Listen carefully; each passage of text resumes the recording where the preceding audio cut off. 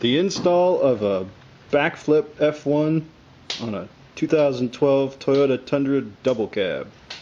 So here's the special parts that you get with the DeckRail system.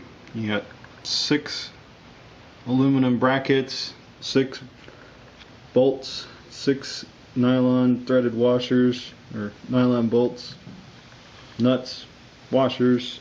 You need 7/16 socket, and that's a T30 Torx. So what you end up with is this. As you can see, once you've fully assembled it,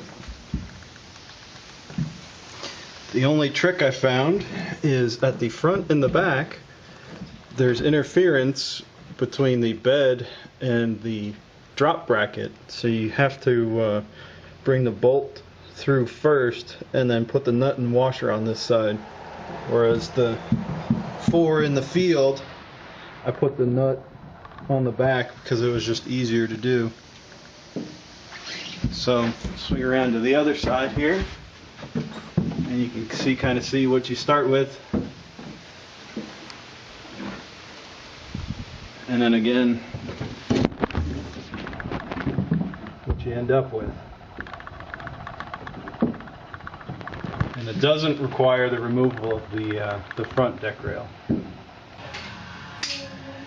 So this is the first part of the install. As you can see, the bolt on the back is there, but the rest of them are just loosely installed, and then the front, it's got the bolt there.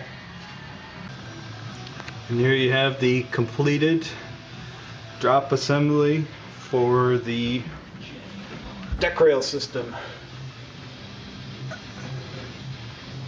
The only trick to remember here is to tighten the Torx bolts last. Otherwise you won't be able to get your wrench in right here between the, and that you can see that, between the bracket here and the bed on the front and the back. And here you can see the finished product.